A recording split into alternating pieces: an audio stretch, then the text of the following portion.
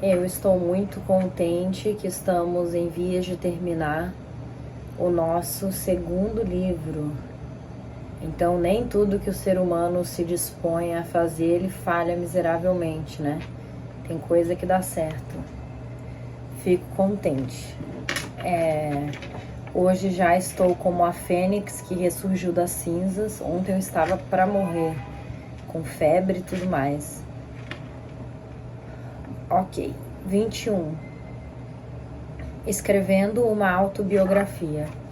Para mim, contar a história da minha infância estava intimamente ligado ao desejo de matar o eu que eu era, sem realmente ter que morrer. Eu queria matar esse meu eu na escrita. Uma vez que o meu eu tivesse ido embora, fora da minha vida para sempre, seria mais fácil me tornar o eu de mim. Obviamente, era da Gloria Jean da minha infância atormentada e angustiada que eu queria me livrar.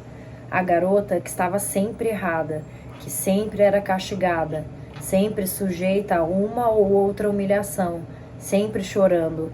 A garota queria acabar numa instituição psiquiátrica porque não podia ser nada além de doida, pelo menos era o que lhe diziam. Ela era a garota que enfiaram ferro quente no braço, implorando que a deixassem sozinha. A garota que mostrava a cicatriz como uma marca de sua loucura. Mesmo agora, posso ouvir a voz das minhas irmãs dizendo: "Mamãe, faz a Glória parar de chorar." Ao escrever a autobiografia, não era só dessa Glória que eu estava tentando me livrar, mas do passado que me segurava, que me mantinha afastada do presente. Eu não queria esquecer o passado, mas romper as suas amarras. Essa morte na escrita deveria ser libertadora. Até começar a tentar escrever uma autobiografia, eu acreditava que o relato da história de alguém era uma tarefa simples. Porém, tentei ano após ano, sem escrever mais do que poucas páginas. Interpretei a minha inabilidade de escrever a história como uma indicação de que não estava pronta para abandonar o passado, que não estava pronta para estar inteira no presente.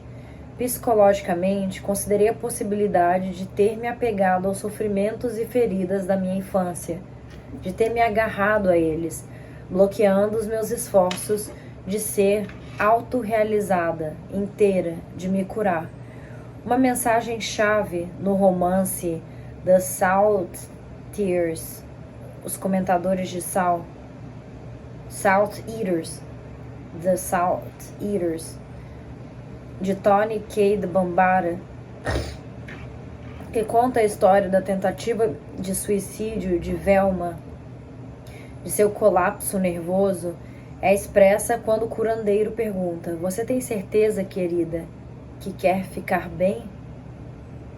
Havia claramente alguma coisa bloqueando a minha capacidade de contar a minha história. Talvez fossem as inesquecíveis broncas e punições quando mamãe me ouvia dizer algo que ela achava que não devia ser dito para um amigo ou estranho. Discrição e silêncio eram questões centrais. A descrição sobre a família, sobre o que acontecia no ambiente doméstico, era um vínculo entre nós. Era parte do que nos fazia uma família. Havia um medo de romper esse vínculo. No entanto, eu não conseguia crescer dentro da atmosfera de descrição que invadia nossa vida e a vida de outras famílias. É estranho eu sempre ter desafiado essa descrição enquanto crescia, sempre deixando escapar alguma coisa que não deveria ser dita. Entretanto, como escritora encarando o espaço solitário do papel, fiquei amarrada, presa ao medo de que um vínculo se perdesse ou se partisse no relato. Eu não queria ser a traidora, a contadora dos segredos da família, e, entretanto, queria ser escritora. Com certeza, dizia a mim mesma, eu poderia escrever um trabalho puramente imaginativo, um trabalho que não indicasse realidades privadas. E então tentei, mas sempre havia vestígios intrometidos, aqueles elementos da vida real disfarçados. Para mim, reivindicar a liberdade de escrever como escritora criativa estava ligado a ter a coragem de abrir, de ser capaz de dizer por escrito a verdade da própria vida como eu a tinha experimentado. Falar sobre a vida de alguém, isso eu poderia fazer. Escrever sobre isso, deixar um vestígio, era assustador. Quanto mais eu demorava para começar a escrever a autobiografia, mais distante daquelas memórias eu ficava. Conforme os anos passavam, algumas memórias iam perdendo clareza. Eu não queria perder a vivacidade, a lembrança. Eu sentia uma necessidade urgente de começar a escrever e de terminar, mas não conseguia começar. Embora confrontasse alguns dos porquês de estar bloqueada, como estou bloqueada bem agora neste texto, porque estou com medo de expressar na escrita a experiência que serviu como catalisador para retirar aquele bloqueio, eu tinha conhecido um jovem homem negro. Tínhamos um caso. O fato de ele ser negro é importante.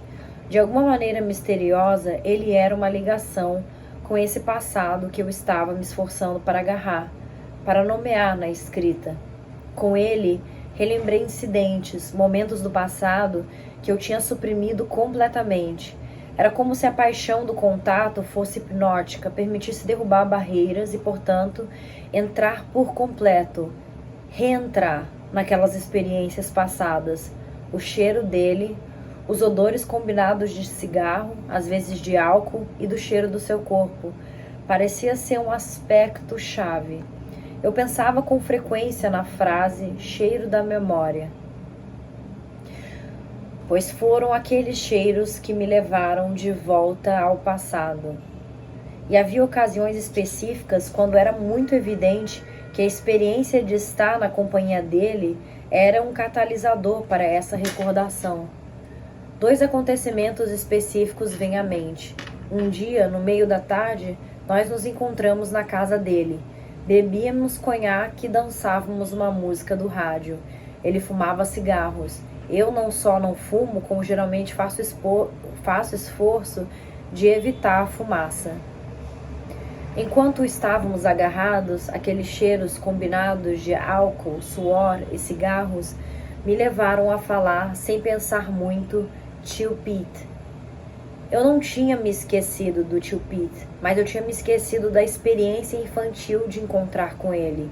Ele bebia com frequência, fumava cigarros e nas poucas ocasiões que encontramos com ele quando criança, ele sempre nos segurava com braços apertados.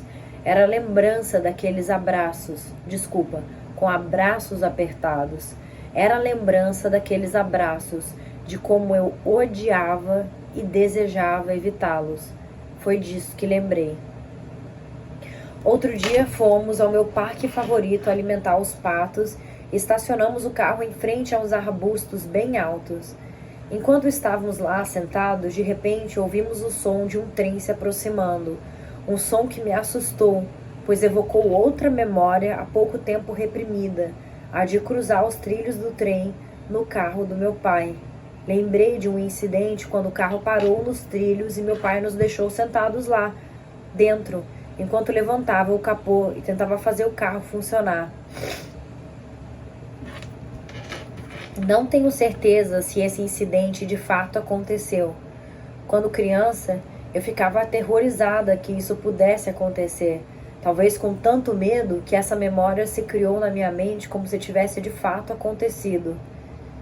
Essas são apenas 2 formas nas quais esse encontro agiu como um catalisador, derrubando barreiras que me permitiram finalmente escrever a tão desejada autobiografia da minha infância.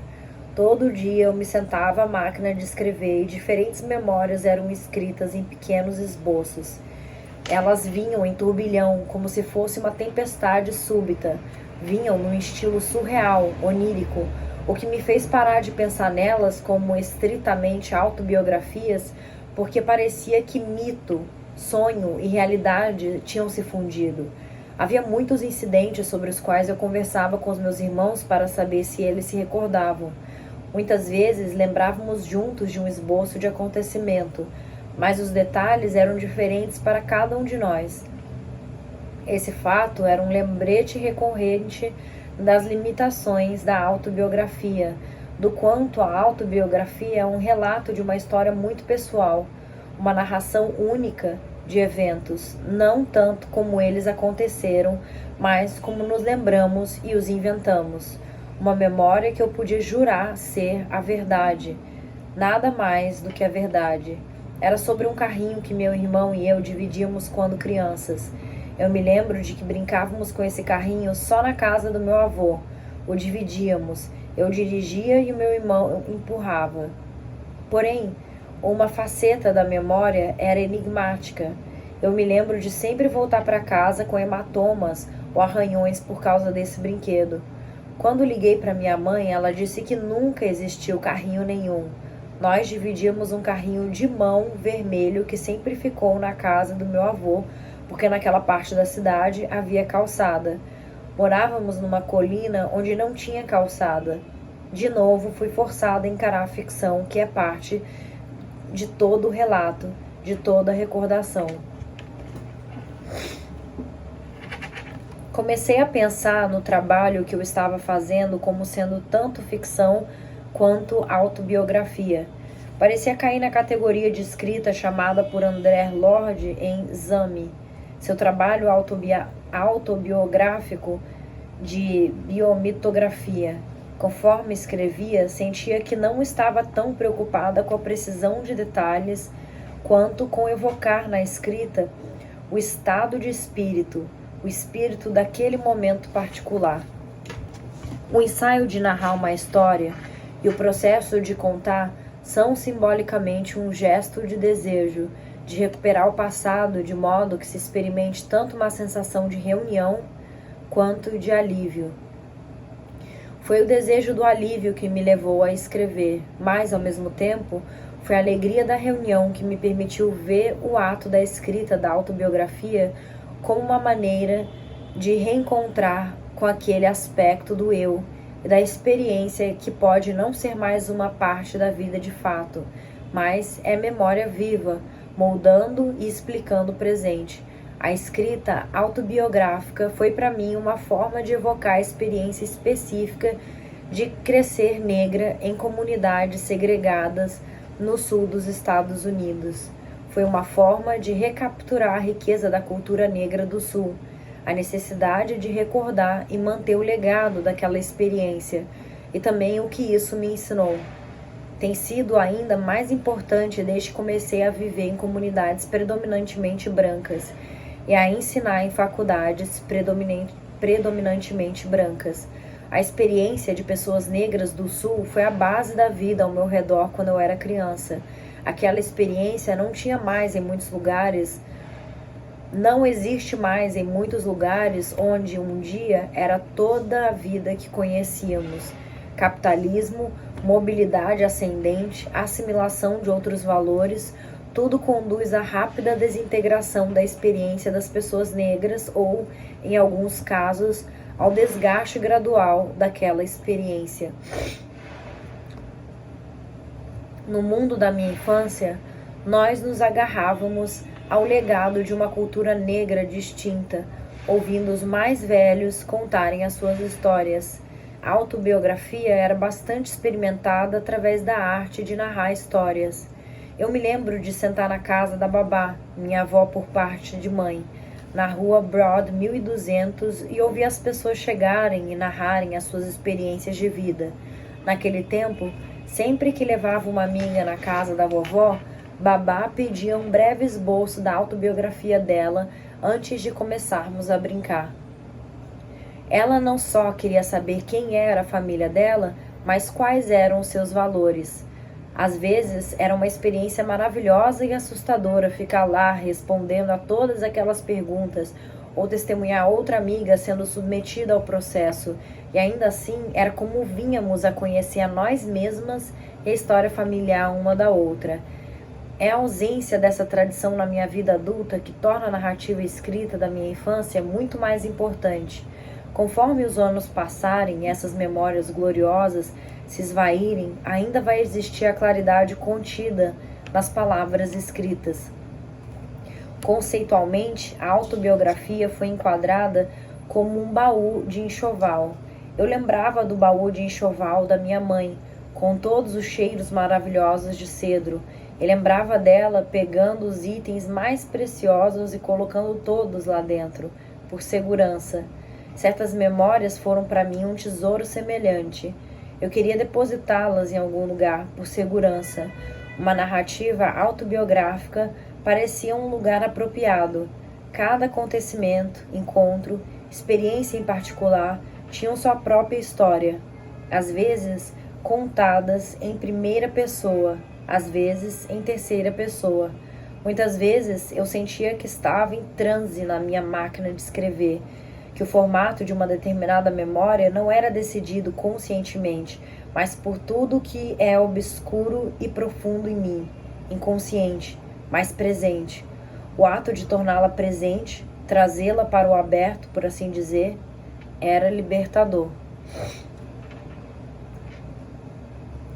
Na perspectiva de tentar compreender a minha psique, foi também interessante ler toda a narrativa depois que concluí o trabalho.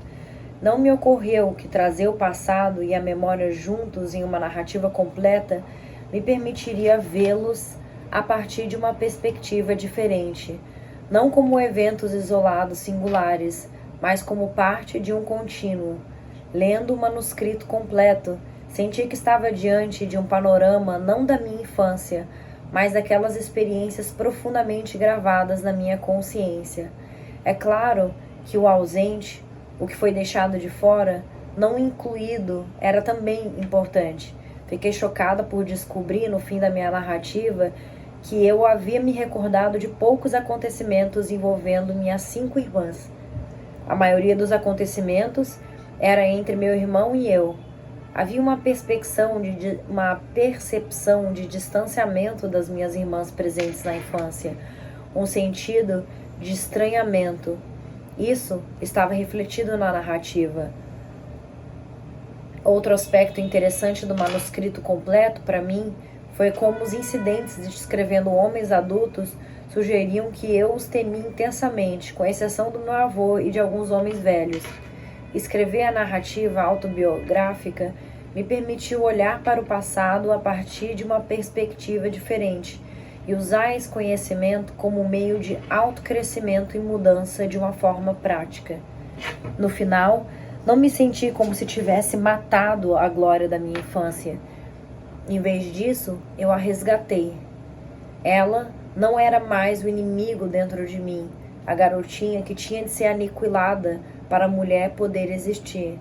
Na escrita sobre ela, reivindiquei aquela parte de mim que eu tinha há muito tempo rejeitado, abandonado, justamente como ela se sentiu muitas vezes, sozinha e abandonada quando criança. Recordar era uma parte do ciclo de reconciliação, da junção de fragmentos, os pedacinhos do meu coração que a narrativa fez inteiro novamente.